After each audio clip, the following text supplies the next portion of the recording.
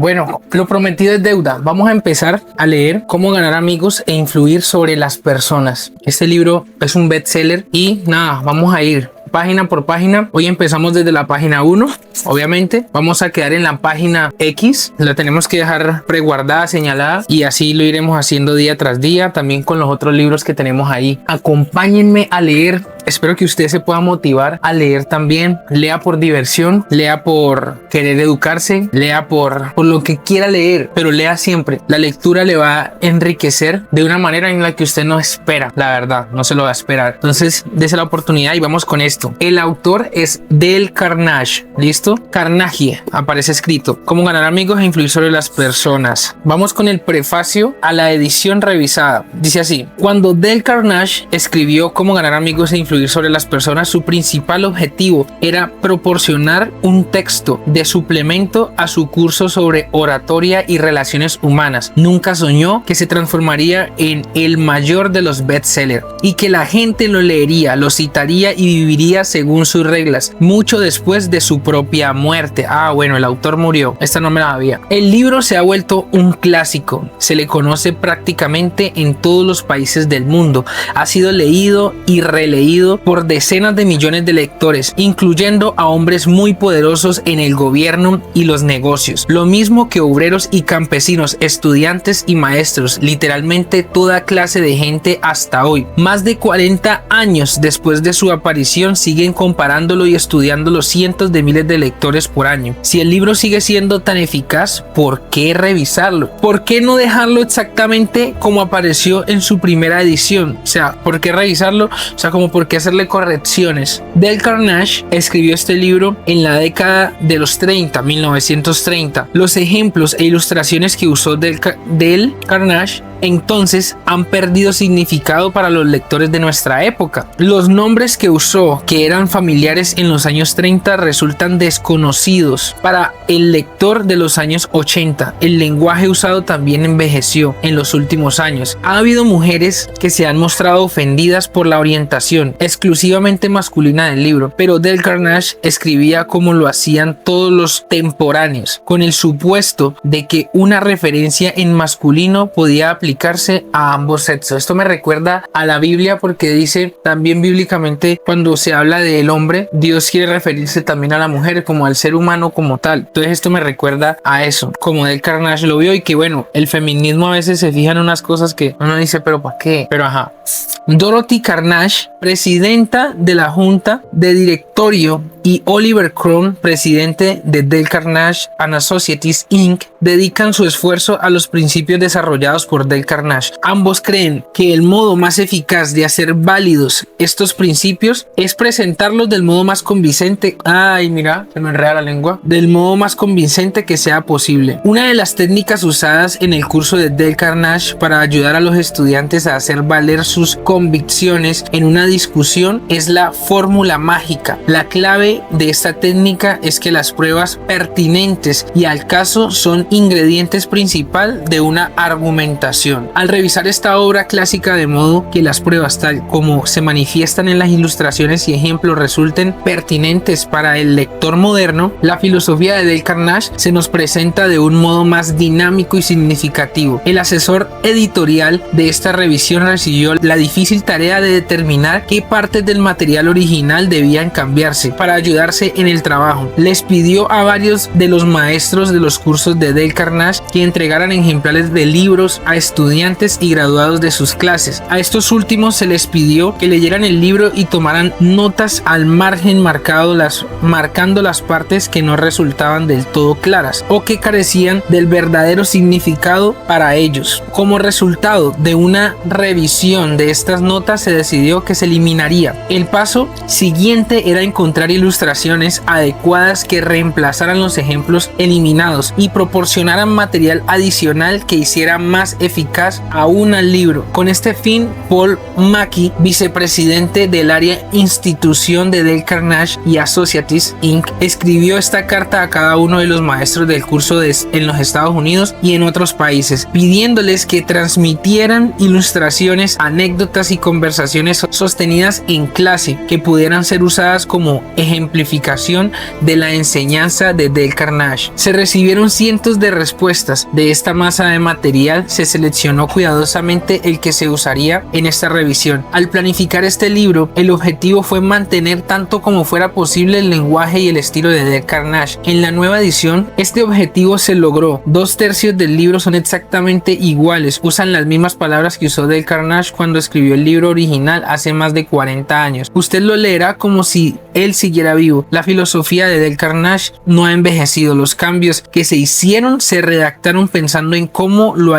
habría hecho Dale Carnegie. Se usó la técnica de un restaurador de cuadros. Una famosa obra plástica queda dañada o disminuida por acción del tiempo. Los colores palidecen, los contornos se borronean. Se contrata a un restaurador para que reacondicione la pintura. Este técnico usa los mismos procedimientos, las mismas pinceladas, los mismos colores usados por el pintor original y hace todo lo posible por recuperar la belleza de la obra original. Para hacer esto mismo con la lengua de Dale Carnegie, su estilo fue estudiado. Las nuevas ilustraciones y anécdotas escritas en el estilo que más se parecían al suyo. Esperamos que así se haya logrado captar el espíritu del autor original, así como el mensaje que nos transmite, de modo que la edición revisada de Cómo ganar amigos e influir sobre las personas no es una obra nueva para expresar la filosofía del maestro de un modo que será comprendido y aceptado por los lectores de una nueva generación. Eso también me recuerda a que, por ejemplo, la Biblia tiene muchas versiones: nueva versión internacional, nueva traducción del viviente, Reina Valera 1960, Reina Valera 1900,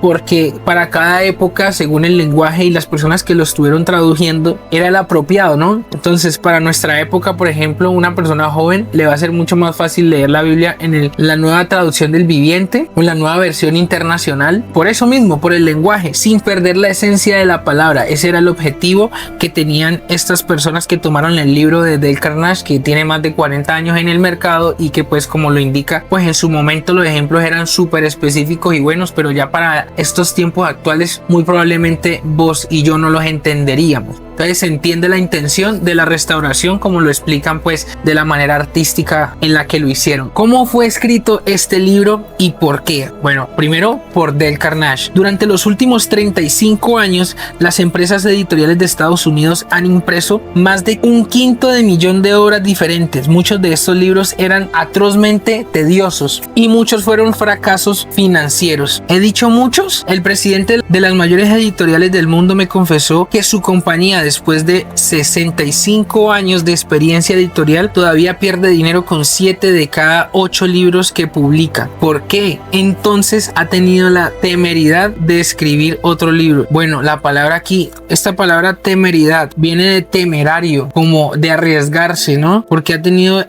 la acción de arriesgarse de escribir otro libro. Después de escribirlo, ¿y por qué se ha de molestar usted en leerlo? Preguntas justas, ambas. Trataré de contestarlas. Desde 1912 vengo dirigiendo cursos educativos para hombres y mujeres de negocios y profesionales en New York. Al principio dirigí cursos sobre oratoria pública solamente, cursos destinados a preparar a los adultos mediante la experiencia, a pensar mientras están de pie y a expresar sus ideas con mayor claridad, mayor efectividad y mayor soltura, tanto en conversaciones de negocios como ante grupos más numerosos. Pero gradualmente, a medida que pasaban los años, comprendí que por mucho que estos adultos necesitaran un aprendizaje para hablar en forma eficaz, necesitaban aún más el aprendizaje en este bello arte de tratar con la gente en los negocios y en sus contactos sociales. Comprendí también gradualmente que yo mismo necesitaba este aprendizaje. Al recordar ahora esos años, me aterroriza advertir mis frecuentes faltas de tacto y de comprensión. Cómo lamento no haber podido tener en mis manos un libro como este hace 20 años. Qué don inapreciable habría sido. Tratar con la gente es probablemente el mayor problema que se afronta, especialmente si se es una persona de negocios. Sí, y también si se es un contador, una ama de casa, fuera un arquitecto o un ingeniero. La investigación y el estudio realizados hace pocos años bajo los auspicios de la Fundación Carnegie revelaron un hecho muy importante y significativo, un hecho confirmado más tarde por los estudios adicionales efectuados en el Instituto Carnegie de Tecnología. Estas investigaciones demostraron que aún en los ramos tan técnicos como la ingeniería, alrededor del 15% del éxito financiero de cada uno se debe al conocimiento técnico, alrededor del 85% se debe a la habilidad en la tecnología humana, la personalidad y la capacidad para tratar con la gente. Durante muchos años dirigí cursos en el Círculo de Ingenieros de Filadelfia y también en la rama de Nueva York, del Instituto Norteamericano de Ingenieros Electricistas. Por mis clases han pasado probablemente más de 1500 ingenieros. Fueron a ellas porque comprendieron finalmente, al cabo de años de observación y experiencia, que frecuentemente el personal mejor pagado en el ramo de la ingeniería no es el que conoce más ingeniería. Por ejemplo, se puede contar con los servicios simplemente técnicos de ingenieros, contadores, arquitectos o cualquier otro profesional por un salario fijo, pero el hombre que dispone de conocimientos técnicos más la habilidad de expresar sus ideas para asumir la dirección y para despertar entusiasmo entre los demás, esa persona tiene posibilidades de aumentar indefinidamente sus ingresos. En la plenitud de su actividad, John D. Rockefeller dijo que la habilidad para tratar con la gente es un artículo que se puede comprar como el azúcar o el café, y pagaré más por esa capacidad, agregó, que por cualquier otra. No se debe suponer pues que todos los colegios del país deberían tener recursos para desarrollar la habilidad más preciada entre todas, pero si hay un curso práctico con sentido común para adultos de esta especie, ha escapado a mi atención hasta el momento de escribir estas líneas. O sea, Dell aquí está haciendo un énfasis en la importancia de la comunicación, pero que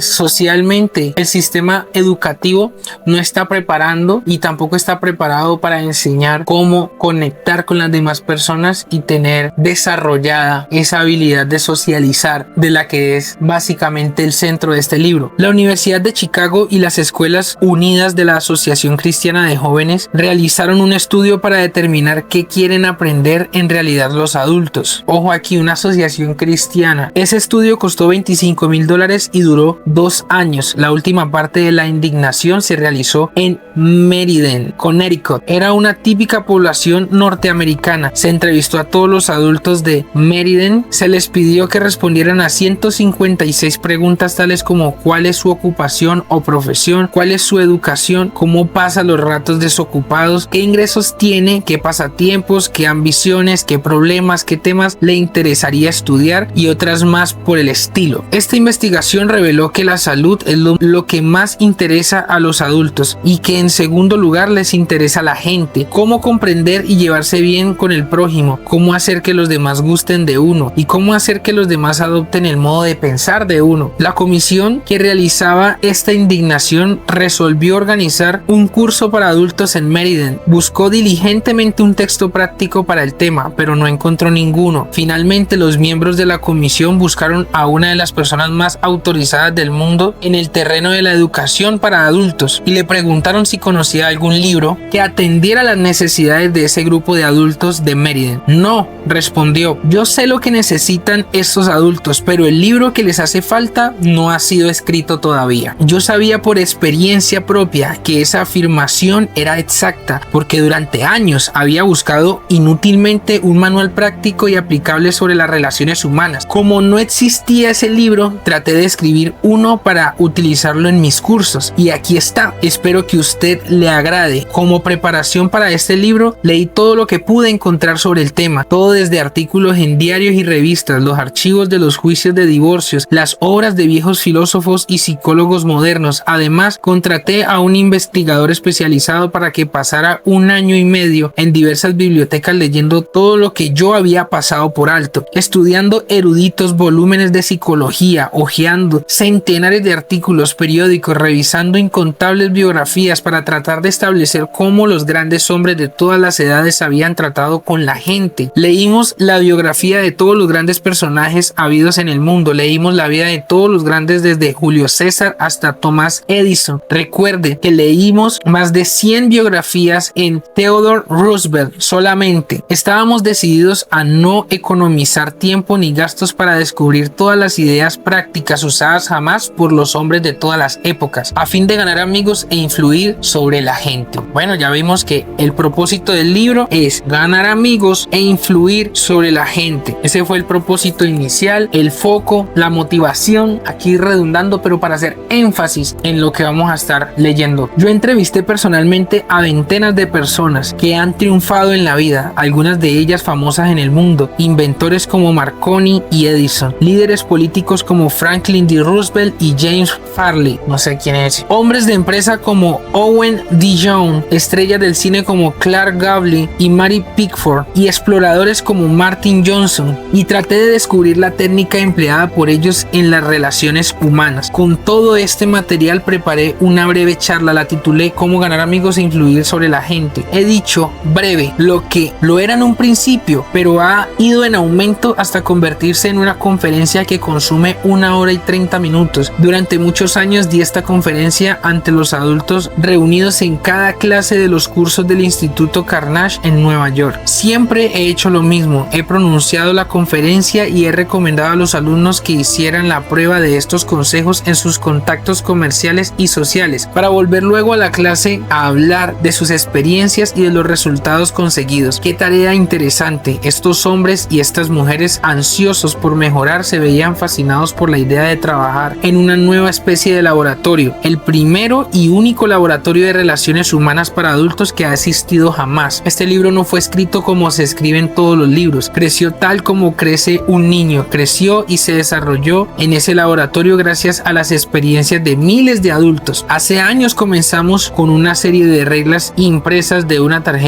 no mayor que una tarjeta postal. A la temporada siguiente imprimimos una tarjeta más grande, después un folleto, después una serie de folletos, cada uno en crecimiento a su vez, en tamaño y en alcance. Al cabo de 15 años de experimentos e investigaciones tuvimos este libro. Las reglas que hemos fijado en él no son simples teorías o conjeturas, rinden resultados mágicos, por increíble que parezca. He visto cómo la aplicación de estos principios revoluciona literalmente la vida de muchas personas. Un ejemplo, un hombre con 314 empleados se inscribió en uno de estos cursos. Durante muchos años había mandado y criticado y censurado a sus empleados sin trabas ni discreción. La bondad, las palabras de aprecio y de aliento eran ajenas a sus labios. Después de estudiar los principios en que se basa este libro, tal patrón alteró profundamente su filosofía de la vida. Su organización se ve inspirada ahora por una nueva lealtad, un nuevo entusiasmo, un nuevo espíritu de trabajo común. 314 enemigos se han convertido en 314 amigos. Ya lo dijo él orgullosamente en un discurso que pronunció ante la clase. Antes, cuando caminaba por mi establecimiento, nadie me saludaba. Mis empleados miraban para otro lado al ver que me acercaba. Pero ahora todos son amigos míos y hasta el portero me llama por el nombre de pila. Este patrón tiene ahora mayores beneficios materiales, mayor descanso y, lo que es infinitamente más importante, encuentra mucha mayor felicidad en su negocio y en su hogar. Innumerables vendedores han visto aumentar considerablemente sus ventas mediante el uso de estos principios. Muchos han conseguido clientes nuevos, clientes que habían buscado en vano con anterioridad. Hay directores de empresas que vieron aumentar su autoridad y su sueldo. Uno de ellos nos informó que había conseguido un importante aumento de sueldo debido sobre todo a la aplicación de estas verdades. Otro alto empleado de la Philadelphia Gas Works Company iba a ser rebajado de categoría por su beligerancia, por su incapacidad para conducir hábilmente a los empleados. Beligerancia, vamos a ver qué es beligerancia. Dice, la beligerancia es un término jurídico y político que describe la situación de guerra o conflicto armado entre dos o más partes. Sin embargo, su significado cambia ligeramente dependiendo si lo usamos en el lenguaje cotidiano o en el derecho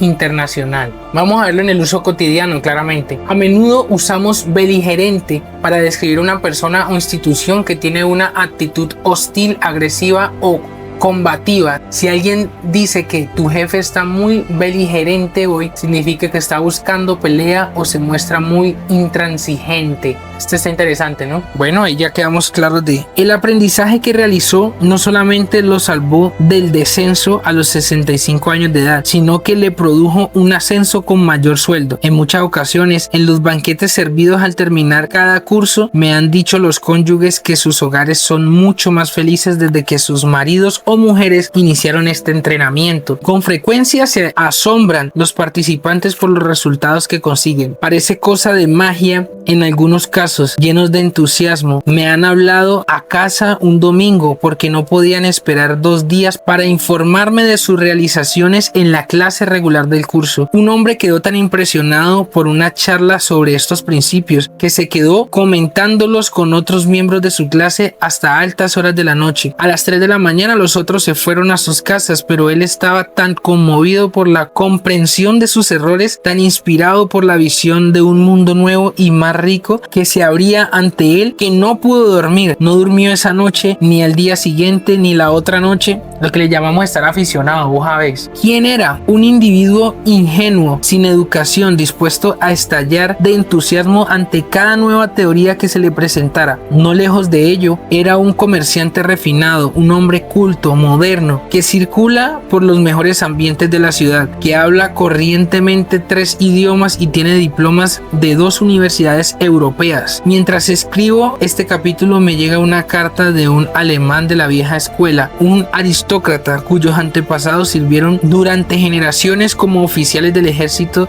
de las órdenes de los Hohenzollern. Ahí te lo dejo escrito porque ni idea. Su carta, escrita desde un transatlántico, me habla casi con fervor religioso de la aplicación de estos principios en su caso. Otro hombre nacido en Nueva York, graduado en Harvard, acaudalado, dueño de una gran fábrica de alfombras, me declaraba que ha aprendido más en 14 semanas gracias a este sistema de enseñanza de arte de influir sobre la gente que en lo que pudo aprender sobre el mismo tema en sus 4 años de universidad. Absurdo, irrisorio, o sea, irracional, ilógico, fantástico. Es claro que el lector está autorizado para rechazar esa afirmación con el adjetivo que desee. Yo solo repito sin comentarios una declaración hecha por un graduado de Harvard, conservador y eminentemente próspero, en un discurso público pronunciado ante aproximadamente 600 hombres y en Yale Club de Nueva York el 23 de febrero de 1933. En comparación con lo que deberíamos ser, decía el famoso profesor William James de la Universidad de Harvard, solo estamos despiertos a medias, solo empleamos una pequeña parte de nuestros recursos físicos y mentales. En términos generales, el individuo vive así muy dentro de sus límites, posee cualidades de diversas especies que habitualmente no usa. Esas cualidades que habitualmente no se usan, el único propósito de este libro es ayudar al lector a que descubra, desarrolle y aproveche esos poderes latentes que no emplea. La educación, decía Dr. John Hyben, expresidente de la Universidad de Princeton, en la capacidad para afrontar las situaciones que plantea la vida. Si para cuando el lector haya terminado de leer los 3 primeros capítulos de este libro no se encuentra algo mejor equipado para afrontar las situaciones que plantea la vida, consideraré que este libro es un fracaso completo. Por cuanto atañe al lector,